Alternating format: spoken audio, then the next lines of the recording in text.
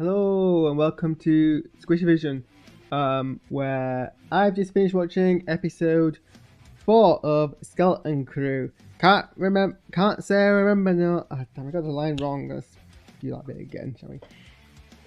Hello, welcome to Squishy Vision, where I've just finished watching episode 4 of Skeleton Crew. Can't say I remember no. Latin. Got it that time. Yeah, no, I mean, I loved this episode.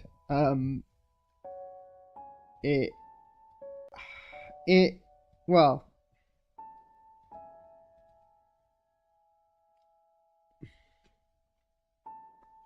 it moved slowly for part of it. So every time I do this stream, I get distracted by something or another. Alexa, volume 0. I get distracted by some placement that I probably should have rejigged before I started the stream. Hello,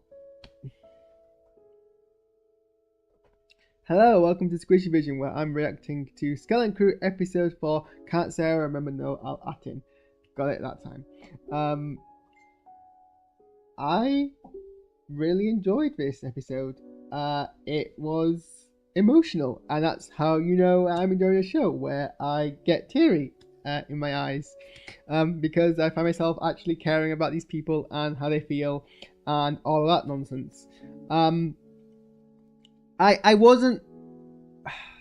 There were parts of the whole story of the week part of the episode, namely the bit where they get where they're taken by the natives and their interactions with natives, and that I think was maybe the weakest part of the episode. But the episode has multi elements to it.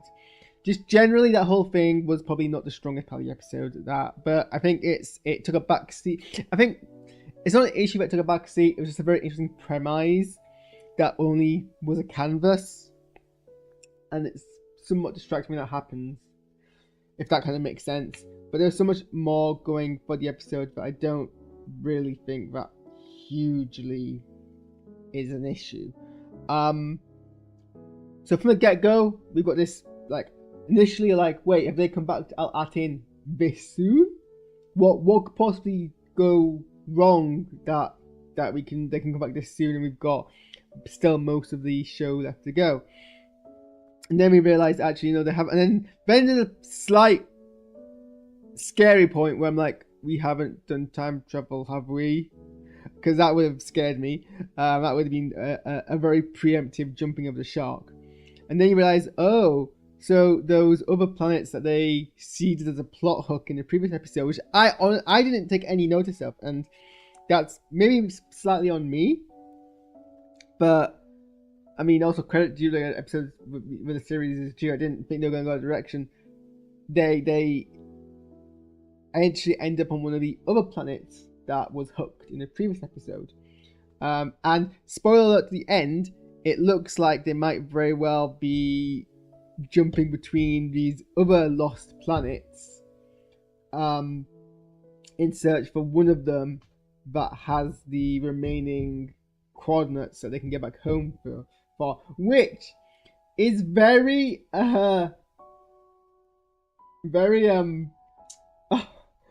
it's in some ways it's cringe, because it's very kind of Uncharted. It's very kind of any other an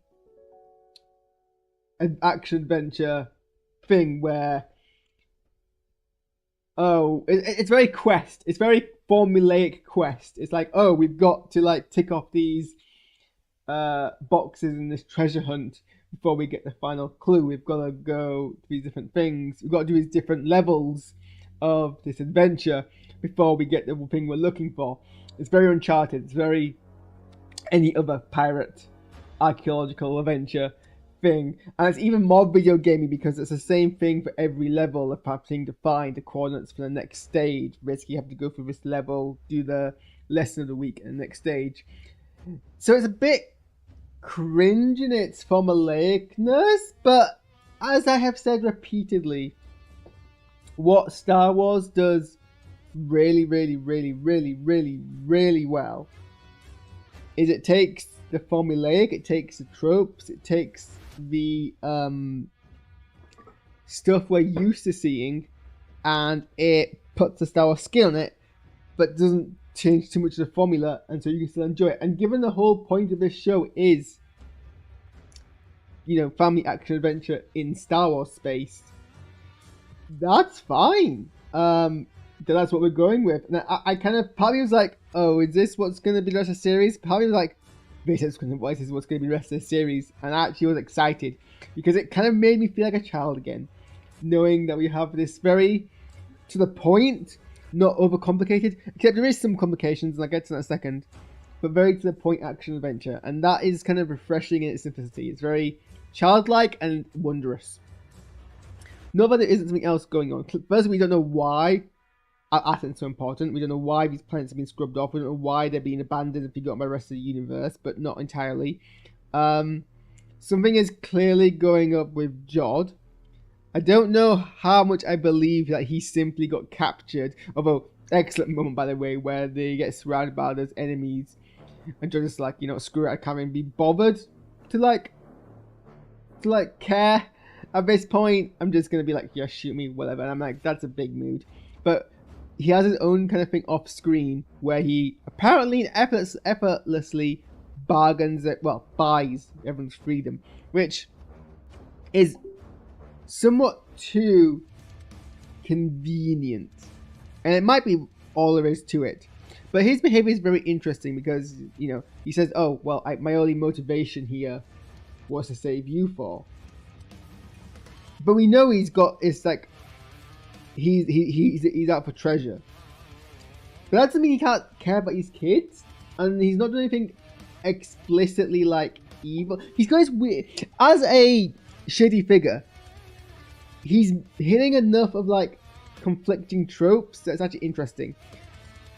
He very willingly goes back. I mean, he was reluctant, but he didn't need much convincing to go get SM-33. Like, literally, they were like, go get SM-33 or we will. Their only ultimatum was we would get captured again. Not like, you know, oh, go get SM-33 or we will, like, stop you from leaving on a ship.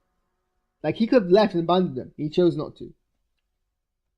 He clearly, you know, was acting as if he was acting in the interests of children who had deliberately, like, not treated him very well. I mean, not saying it's justified or unjustified, but, you know, Fern was like, get off the cockpit. Fern was like, stay on the ship. And then he was still, like, acting like... And it's really interesting because you don't realise that he's actually the adult of their children, and maybe he's an actual adult who understands that children are children and will act in a childish way, and he's just trying to, like, navigate that. But he could have, like, screwed him over so many times. But he's also exuding this really strong sense of just being extremely suspicious. And it's intriguing. It's very intriguing. Like, nothing about his behavior makes me at all believe that it was as simple as him paying a bunch of credits and getting the... And we never see the other side. Both of my YouTube streams are frozen. Okay, they're back. Hopefully nothing cut out because I was making very good points.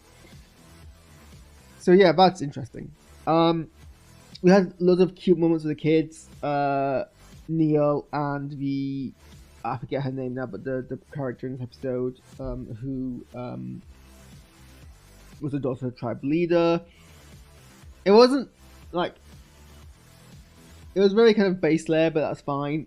You know, basically her being like, well, you need to be strong and gruff and surviving and blah blah blah blah, and he's like, no, I just like this piece is good, and you know, them having a moment and him doing like acts of kindness and not like appealing to her, and it was just kind of cute. And then you know, her being like, oh, I've learned a lesson about how kindness is really the strength all along, and it was very like to the point and blunt, and again not very nuanced, but it was adorable. It was cute. I appreciate it, and I really liked the moment between Fern and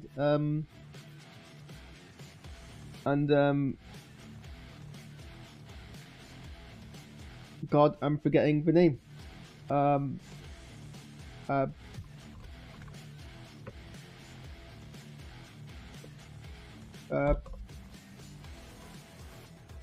What is the name of the person's name? Why am I forgetting the name? Wim. And I really liked the moment where, very natural for a child, Fern gets super frustrated at 33 for not basically being able to explain the stuff about Al-Atin and repeating the phrase, can't say I remember no Al-Atin. And she basically has like a tantrum, but like tantrum in a very, like, I'm not like trying to be like stigmatizing, like she's a child, it's understandable for having a childhood, and she, you know, she's always presented herself so far in the series as being mature, and I think it's actually very grown up of the show to, like, because normally in like shows like this, the dynamic is you have one grown up kid who's like the most mature of everyone, and they're like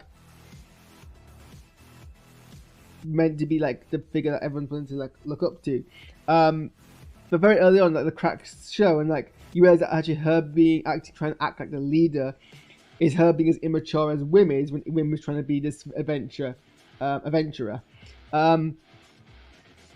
and she's and it takes literally her first real kind of like her leading an expedition of them. Well, not the first, but like she quickly like realizes the reality of the situation that they're in, and is like, oh, I got everyone killed today. This is like way over my head, and you know, she has a very kind of very realistic child reaction to that situation, and Wim, to Wim's credit, was trying to reassure her and be like, you know, he wouldn't have done any better, he probably would have done worse.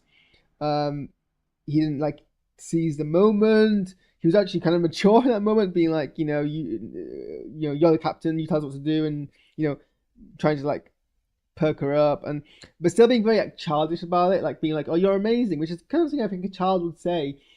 And you learn as an adult that people don't necessarily just need blind praise, they need kind of understanding. Sometimes they need someone to actually appreciate why they're feeling like they're letting people down, not just trying to like give them empty kind of platitudes. But it's also what, you know, what Wim said about you being amazing is very kind of like understandable for a child to do that age.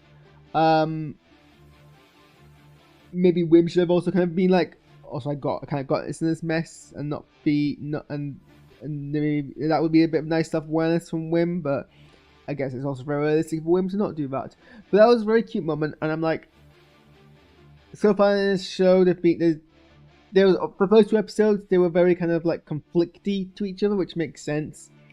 I was like, I assume we're going to have a sense of growth, which is what you expect. And I think the rate at which they've kind of melded together as a crew versus the adversity they're facing makes sense. And I think Wim starting to actually like respect Fern in this episode is a natural progression of his character.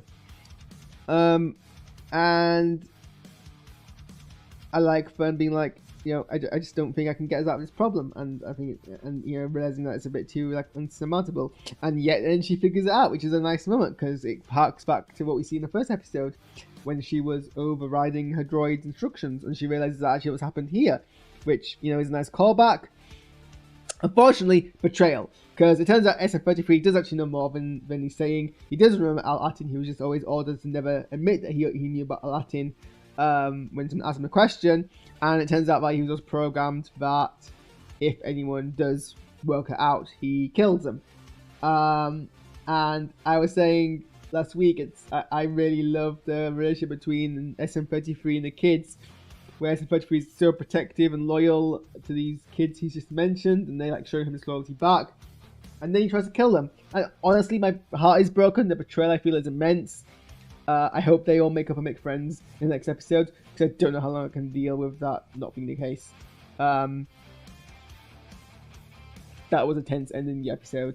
Nice that Neil got his heroic moment, and Jude Law got to basically tackle a droid into the It's funny. The way that he ran over to droid, whacked the button, but still like dived over. Also, speaking of dives, I appreciate that daughter character just unnecessarily doing a bunch of acrobatics and slides and stuff, and I'm just like, that's exactly what I would do as a child if I was forced into war. So yeah, really, really good episode. I was grinning, I was enjoying it, I felt like a child. It's been a long time since a show generally made me feel like a child. So going strong. Look forward to where we go next time. I believe tonight is the last episode of Lower Decks. I need to do my reaction video to Wicked, but I think it's almost 2 o'clock, so I should probably go to bed. Stand up in 5% challenge. My new adapter, for this lens that I have, which has been attached to this Sony camera that I have that's down. This lens I have, this Sony camera, and this Sony camera has a dodgy mirror, so it's not useful for anything. It's not useful for photojournalism, which is what I want to use it for. But this lens, I hope, is fine and isn't the issue. I'm almost sure it's the body. Even if it is a lens, to be honest, it doesn't really matter. I'm getting an adapter for this lens. This lens is going to go into this camera, so I don't end up breaking this camera every time I turn it on with the weight of the teleprompter I have on it. That keeps it doesn't like it when I turn it off. Whereas this doesn't have a mechanical zoom. So I can, and so hopefully whatever I set this as, it will stay as, and I won't have to keep readjusting my zoom every time we start. Although I guess if I bump it, it might reset. But hopefully not a huge amount. Anyway, that's what I'm going to do tomorrow, I hope. I don't know why I ended on that note. No one asked. Get out of my house.